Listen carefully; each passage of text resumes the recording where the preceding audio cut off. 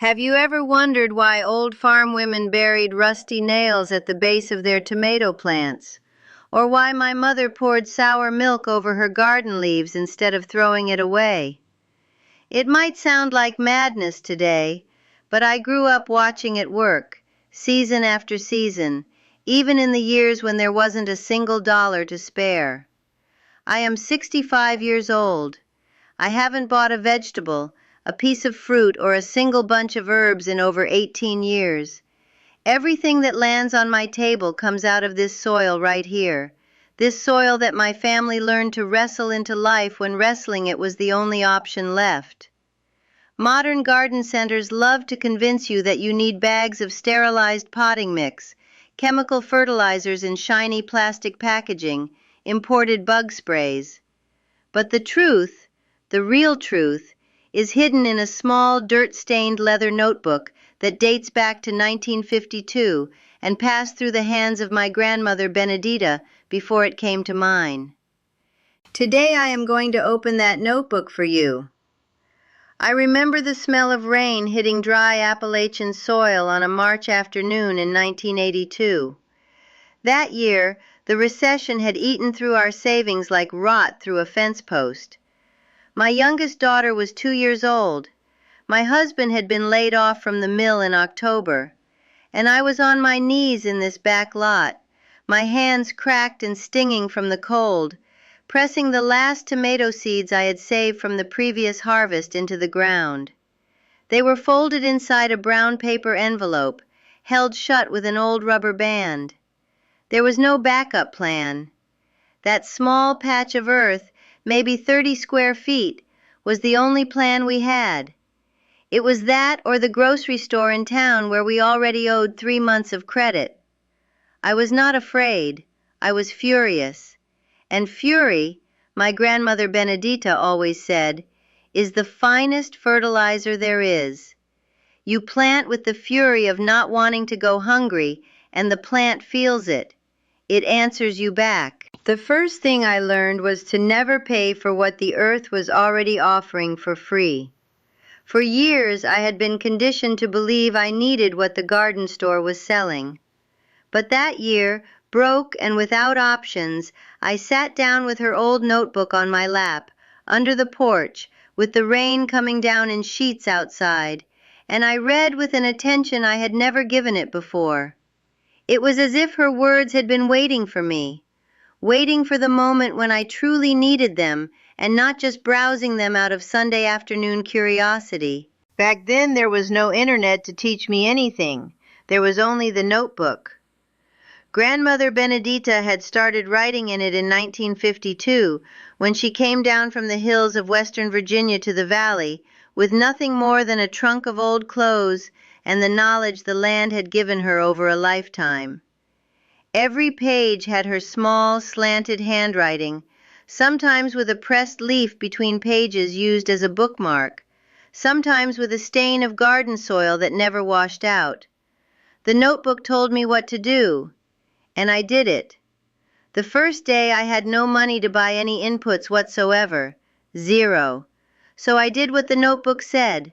I gathered the eggshells I had been collecting in an old coffee can for the past month, crushed them by hand, grain by grain, until they formed a rough powder, and mixed them directly into the soil around the seedlings. Calcium. Without spending a cent. The soil was calling out for calcium, and I had been throwing it away in the kitchen every single morning without knowing it. Then I went looking for the rusty nails my husband kept in a mason jar out in the shed. Those old bent nails he saved for some day.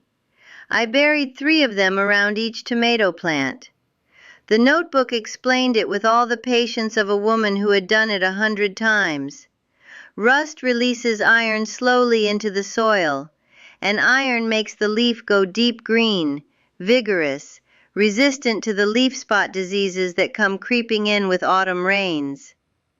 I looked at those rusty nails and thought about how the modern world would throw them straight in the trash without a second thought. It would throw away exactly the thing that would save the garden.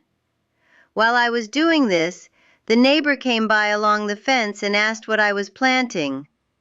When I showed her the rusty nails I was burying in the dirt, she laughed out loud and walked away shaking her head. That fall, her garden barely produced anything worth mentioning. Mine produced tomatoes that weighed well over a pound each, with firm red flesh that made everyone's mouth water just looking at them. The notebook also taught me to make what grandmother called the stinking nettle brew. You collect nettle leaves, place them in a bucket of water, cover with a cloth and let it ferment in the sun for 2 weeks. The smell that comes out of that bucket after 2 weeks is enough to make you step back 3 feet and cover your nose with both hands. But when you dilute it in 10 parts of clean water and pour it at the base of your plants, they react as if they have been given an injection of pure energy. Grandmother gathered nettles that grew along the creek behind her farmhouse. I gathered nettles that grew in the abandoned lot around the corner. Free, effective, absolutely foul-smelling. Modern garden companies call this a biofertilizer and sell it in pretty little bottles for $20 each. Grandmother called it common sense. She used to say that any plant growing on its own without anyone planting it is there because the soil wants it there. And if the soil wants it, it has something to give back in return. It was during one of those cold nights of consulting the notebook that I found the instruction that saved me most that fall. The frost came earlier than expected in October. I was looking through the fogged kitchen windows at 6 in the morning and felt that the temperature had dropped too far overnight. If I did nothing in that moment, I would lose everything planted in the last several weeks. The notebook said clearly, "Cover young seedlings with damp newspaper and hold the edges down with small stones. Wet newspaper holds the soil warmth like a blanket and shields against the cold wind that comes low over the ground."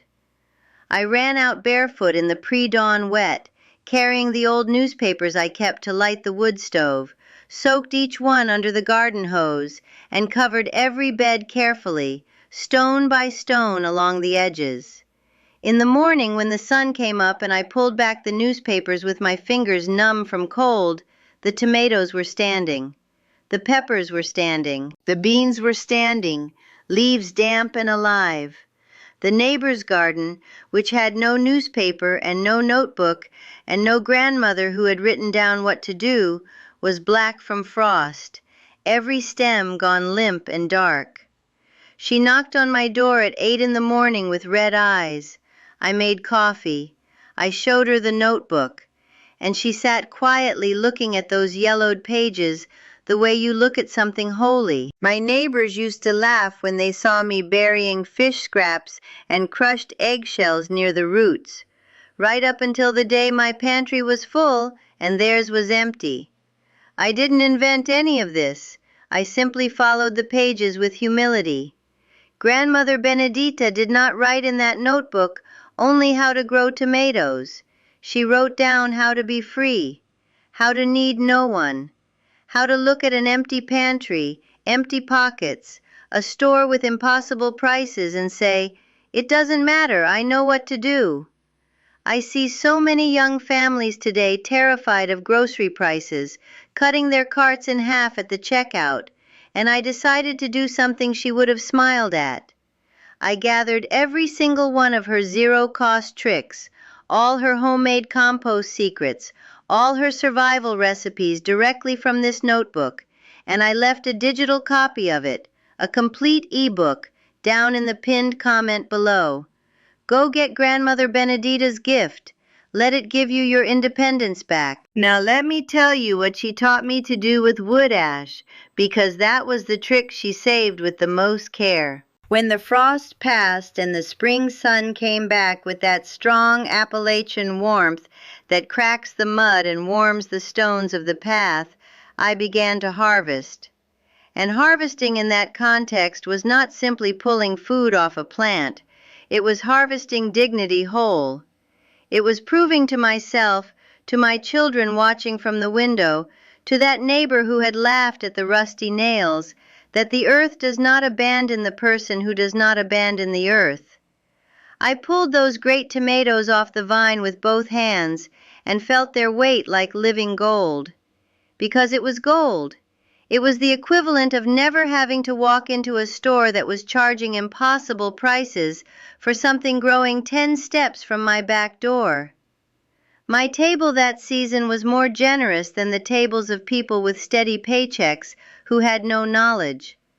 I had what most had lost, a living knowing passed hand to hand, generation to generation, that depended on no store shelf, no bank account, no government program. Wood ash was one of the greatest lessons of that autumn. Grandmother Benedita wrote that cold ash from the wood stove, spread thinly around the base of plants without touching the stem, does two precious things at once. It drives away slugs and snails because they cannot cross a rough, abrasive surface with their soft bodies, and it also enriches the soil with potassium and calcium in a slow, steady way. I had ash in abundance because I used the wood stove every single day to cook and to heat the house. It was a byproduct I had simply been dumping in the corner of the yard without a thought. After reading that page in the notebook, I never wasted another scoop. Every ash from the stove went directly to the garden, spread carefully with an old tin cup, making sure not to smother the roots or cover the stem. The result was visible within 2 weeks. The leaves turned that deep, firm green that tells you a plant is healthy from the inside out. The stems grew thicker and more resistant to toppling in the wind, and the slugs that had been leaving silver trails across every inch of the garden nearly disappeared. One zero-cost solution to two serious problems at once. That is what the notebook was full of. Simple, ancient, free solutions that the modern world threw away along with the wisdom of the people who created them. The harvest that year was so plentiful that I needed to borrow mason jars from the neighbor to store the excess dried beans. I put up tomatoes in the big canning pot my mother had left me. I made concentrated squash soup that I froze in reused plastic bags for the coming winter. I made hot pepper relish with the peppers too ripe for salads. Nothing was wasted. Grandmother Benedita used to say that the greatest sin of a person who works the land is to waste what the land produced with such effort. Every tomato that fell before fully ripening went into sauce. Every yellowing chive leaf went into the bean broth. Every squash rind went into the compost pile that by next spring would become the finest soil you had ever seen. The cycle was closed, complete, without waste, without dependency. There was no outside cost. There was no need for any store. There was only the honest work, the inherited knowledge, and the land answering both of them with a generosity that never once failed me. Today, more than 40 years after that lean season of 1982, I still use Grandmother Benedita's notebook. It is more worn now, with darker stains along the page edges, some pages stuck together from decades of humidity, one or two torn at the fold. But her handwriting is still there, firm and tilted right, as if she were speaking in my ear every morning when I walk out to the garden with my old wooden-handled trowel. Sometimes I catch myself smiling as I read something she left behind, because I hear her voice, that rough, certain voice of a woman who spent her whole life under the open sky, telling me that freedom is not money in the bank. Freedom is knowing what to do when the bank closes its doors. It is knowing you can feed your children with what the earth gives you, as long as you treat the earth with respect, with patience, with the knowledge that generations before us paid dearly to gather. I have no learning pyramid to offer you, no online course with a certificate. I have the earth, my calloused hands that ache in the cold, and the notebook. And now I have you, on the other side of this screen, perhaps sitting in an apartment or in a house with a small forgotten yard where the grass has grown tall and nobody can remember what to plant. That is not your fault. It is the fault of decades of convenient grocery stores teaching you that you do not need to know how to do this, that someone else grows it, someone else packages it, someone else delivers it, that all you have to do is swipe your card. But I have been on the other side of that story. I have been on the side where the card does not work, where the store closed early, where the recession eats your wages before the month ends and the cart stays half empty. And on that side, Grandmother Benedita's notebook was the only constant, the only security that depended on no policy, no bank, no shelf. And that is exactly why I decided to leave it with you as an e-book in the pinned comment. Go, it costs nothing, and it could be worth everything you have. And there is one more thing that Grandmother Benedita's notebook taught me, something I have never seen in any garden center, in any modern gardening video, or in any paid course. She taught me to look at the plant with respect, as a person you are caring for, not as a production object, as a living being that responds to attention. When a leaf began to turn yellow, she did not ask what product to buy. She asked what the plant was trying to say. Yellow leaf with green veins? Iron. Yellowing from the bottom up? Nitrogen. Leaves with brown spots on the edges? Too much salt in the soil or drought. The plant speaks. We only need to learn to listen. And Grandmother Benedita's notebook is the translator of that language we have nearly lost. All of it is waiting for you in the pinned comment. Do not wait.